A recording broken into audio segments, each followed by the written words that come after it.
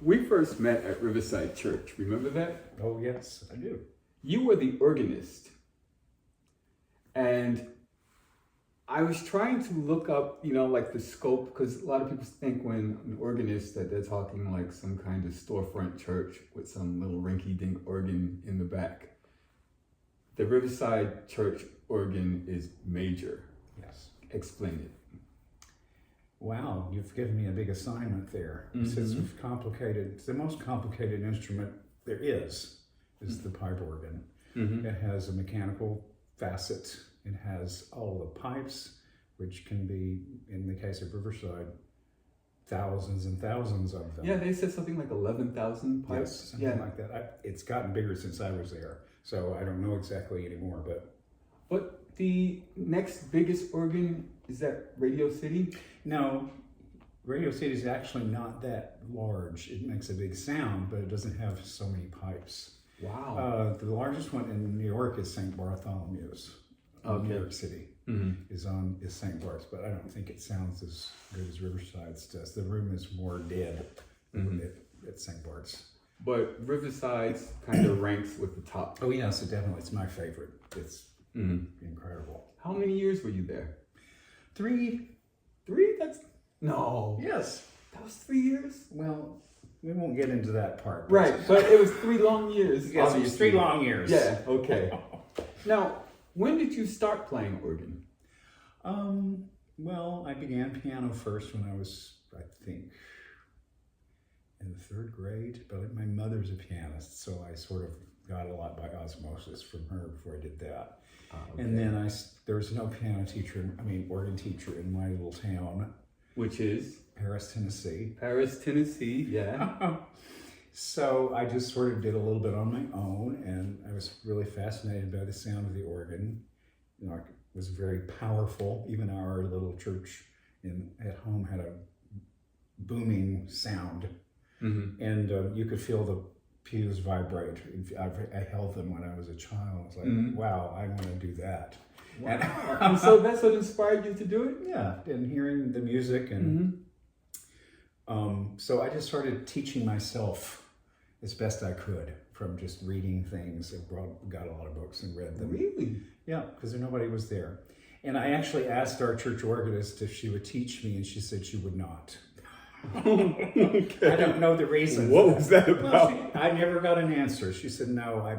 Either she felt she wasn't capable, or she just didn't want to teach. Well, did you ever see her after you? Oh yes, she's passed now, but she wrote me letters and very proud of me and so forth. I think she might have felt a little intimidated. Oh, that could be, yeah, sure. But she was quite good. Then I did study with a teacher that was in town, and then after she moved away, when I was 15, I took her job at that church where she was playing. At 15? Mm-hmm. Wow. Yeah. And when did you start formal training? Well, she was my formal organ teacher in high school, Mm-hmm. and then I studied with another person also after Andrea was her name. After she left, I studied with somebody else. But then I, went to university. Where? And that was, okay, you want my whole Yes. schooling history? We want to know who J. David Williams is. Well, I was very naive when I was coming out of high school. I really didn't know a whole lot about the world. I grew up in a small town. It was very isolated in many ways. Mm-hmm. And my parents didn't really take me to many concerts, even though I could have gone to some in Memphis or Nashville, but we didn't do that. Mm-hmm. So I was didn't have a whole lot of experience, and I ended up going to this Southern Baptist college that a lot of my friends went to, and I just went there because they did. I didn't know where else to go. Oh, okay. I thought, I guess I'm going there. I don't know anything else. And you studied organ there? Yes, and piano also, which was a mistake to do both, but I tried to do both. Mm-hmm. And so it was a small school. Why was it a mistake? Okay, I'll tell you a little bit more about that. It was a small school, and it was actually smaller than my high school. And so you were expected to do things like it was a religious school, play for chapel services, accompany singers, singing choirs, accompany the choirs, because there weren't a whole lot of people. You know, like I was a big fish in a small pond. So there weren't a lot of others there. And so I was doing too much. And I didn't have an advisor who would tell me, you're doing too much. Right. You shouldn't be majoring in 2 instruments at the same time. You should not be playing for all these things, but they didn't have that. So I burned out after 2 years. Oh, after 2 years. Okay. Yes. And I quit school for a couple of years and went back home and worked and regrouped. And then I knew a little bit more about the world. I got older. I was able to realize, oh, there are actually great schools that are not in this state. Right. Now, what brought you to New York? So I'll just continue. It's very short. After I did those 2 years, I then went to school in Cincinnati. I had auditioned at Juilliard and also in Cleveland and in Cincinnati because there was a full scholarship at that school. I thought, well, maybe I can do that. Well, I did not get into Juilliard that time, and I did study at Cincinnati, and I got a full scholarship. So that made me happy. I didn't really have any money. Right. No, exactly. That takes care of it. Choice made. Right. And you even got a stipend on top of that. That was an award that I got. So then I studied there for 2 years, and then my dream after that was to go to Juilliard. And before I went there, so I auditioned again after undergrad, and then I was accepted that time, and I went to get my master's at Juilliard. Wow. So I came to New York. And I thought, after about 2 weeks, what an incredible place this is. I never want to leave it. So then the rest is history. You've been here since. And you were what, 18? Well, when I finished, I was late because I had skipped 2 years. Okay. So I don't know how kids do it at 18, coming to New York and going to Juilliard. At least they have dorms now. They didn't have dorms then. You had to get your own apartment somewhere with roommates and stuff. But I was 24 when I came to New York. Okay. But the whole premise of making a living, because a lot of people think that, you play organ for a church, that you're not making a living. Right. Speak to that. It isn't easy. I mean, as time goes on, there are fewer and fewer churches that have the money to pay for somebody to play as a full-time job. That was my goal, of course, to get a full-time job at a church, but that didn't pan out. But it is, in many places, it is revered and it is admired, the person who is leading the music in the church. Mostly what my focus is mostly classical literature. I mean, there's all sorts of, as you know, a range of different kinds of church music. So that was what I focused on.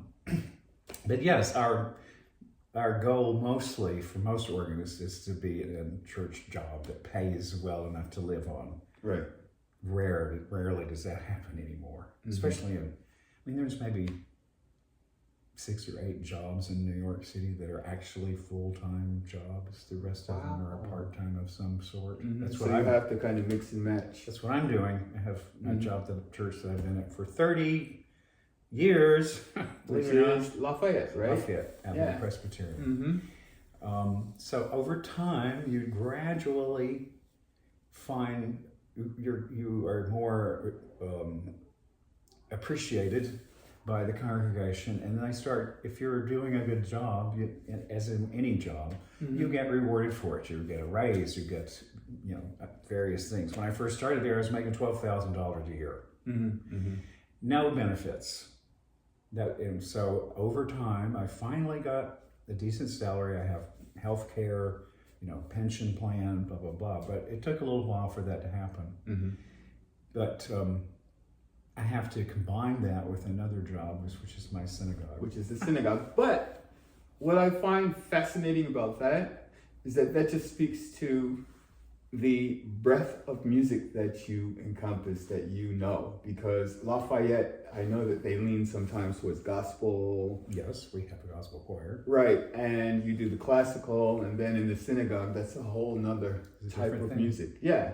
The I had to cantors and learn. all that. Oh, you did? I did not know much about it, and I started substituting for this friend in a little synagogue in Brooklyn, and the rabbi had to sit down and teach me this part of the liturgy, this happens here, and here's how to speak this Hebrew, which I knew zero about. Mm-hmm. So it was a learning process, but now I've been doing it so long that I know more than some of the members. Mm-hmm. Well, So- which style of music do you prefer? Do you have a preference? Well, I'm supposed to have an answer ready for that because people ask you that. Mm-hmm. I think it would be, I love the organ as I focused on that. But I would say that French music of like the 19th and 20th century, my favorite stuff. Mm-hmm. Mm-hmm. But I know you have very eclectic taste. I do. In music. I love everything. That's why I have that answer ready, because that's what people want to know. But that's really not a good answer. It's Well, just, no, there's because so many different ones. knowing you and knowing you over the years, your taste in music goes from there to over there. Yes, absolutely. And it's really fascinating. Yes. You know, you do have a very wide range of musical interest, you know, because I know your playlist. Well, I have this other answer ready, which is who's your favorite singer? Okay. Well, I would say I would have to say Sarah Vaughan and Joan Sutherland, who was a classical operatic soprano. And that's so those two apples and pears. my favorites. Yeah. Mm-hmm. Sarah Vaughan is amazing. Yeah. Every time you hear something different, maybe you haven't heard, it's like, is that a real person? Is that woman human? Well, I just did a jazz workshop, and they gave us the song, oh my God, I'm pulling a blank. It's a Gershwin song, I Got a Crush on You. Okay. Can't stand that song. Oh my God. You know what it is? It just doesn't resonate with me. Mm-hmm. And the language in it I find very antiquated. I mean, Did you ever have a crush when you were in 5th grade or something? And also just the language in it is not language that I would use, like, do you cool, and, you know, just these weird language things that to me fit more like a 1930s, like I could see Fred Astaire singing it. Yes. And so I had no connection to it. And singing it, I did listen to Sarah Vaughan singing it. And she made sense of it to me. I mean, I've dreamed for years, and it's just a matter of doing it. I'm too lazy to do it, which is to do a cabaret show with me singing various songs. So one of the Because things... you can sing. I can, I have to say. And one of the things I kind of struggle with is, what do I want to sing? Because there's so many things like that I would just never sing that. That's not, and most songs are about romance that are not something that, they're not in a way that is meaningful to me. I remember I started out with jazz, you know, singing the standards and whatnot. But I've moved so far away from that coming back to it is kind of weird to me, because I have no footing in it whatsoever now. I mean, and even for my album, I did Billie Holiday's song. Really? Don't Explain, Hush Now, Don't Explain. Oh, okay. Yeah. So I did my version of it for my record. Right. But I've always loved the melody of that song, you know, so it was one of those songs that just stuck with me over the years. But, and she sings more sad songs anyway. Oh, of course she does. I mean, drugged out songs, you know, she's, that's part of her mystique. Yeah, but she did it so well. Of course. Now, was this a workshop you did? Yeah, it's the New York Jazz Workshop. Oh. And a friend of mine, he and another friend of his had started this like years ago, like 11 years ago. And I kept saying, I'm going to come do a class, I'm going to come do a class. So I did an interview with him, and he said, no, come down and do a class, do a trial class. And he said, you'll have to learn a song. And then, of course, they sent me that song, and I was like, okay. But, you know, I gave it the old college try. Well, that's good. Think about it. Like, I remember when we did that thing in Westchester, where we had like the mini orchestra. Yeah. And I did, what was it, John Williams? Is that what his name? Are you asking me to remember what you did there? No, I know the song. Lord, dear Lord above. Oh. God Almighty, God of love, please. Duke Ellington.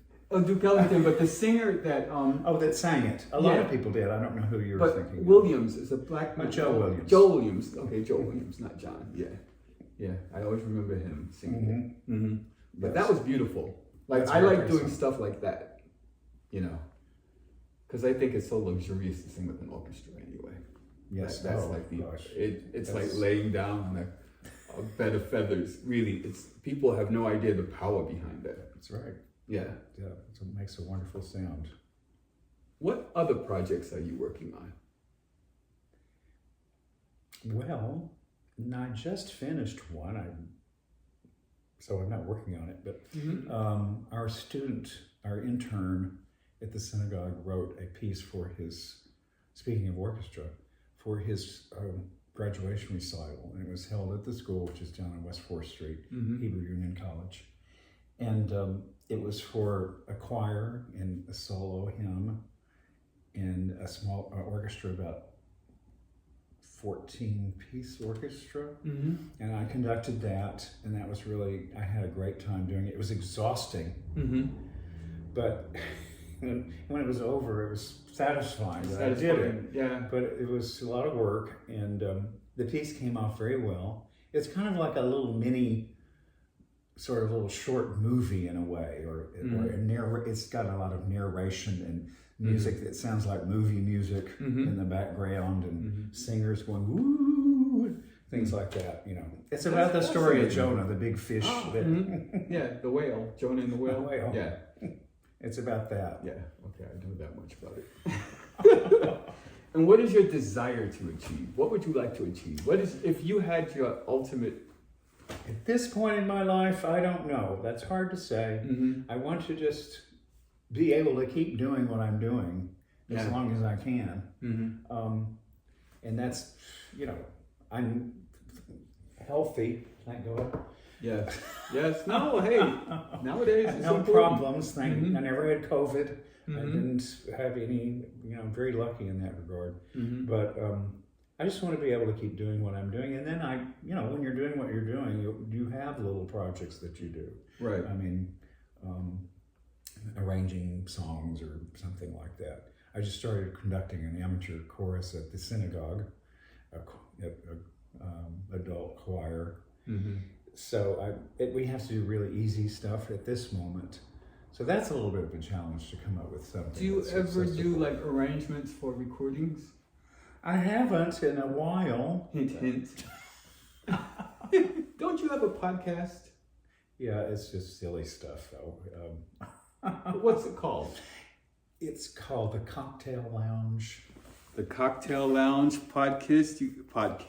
Podcast. You got to look for it. No. Because every time I try to sign on to it, I can never get in. Everybody seems to have that, and I don't have I guess I'm not showing it how to subscribe that well. I have to work on that. I have this church guy who does websites, and he said, David, your website is so antiquated. I'll be glad to do it for you. I'd be glad to recreate it for you. That was like 3 years ago. He still has not. Every time I, like, Charlie, didn't you say, oh yeah, that's right.